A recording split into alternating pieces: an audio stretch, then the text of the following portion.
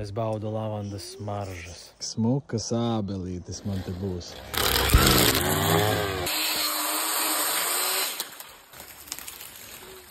Šo mēs izrakām mežā. Upenis, man liekas. Tās upenis bija vai kas? Jā, un ērkšķoga viena. Lēnītēm top kārtība. Ir jau daudz labāk nekā bija. Ir baigais bardaks, viss izvākt, bet principā tāds viss stingras, kā mierīgi var dzīvot.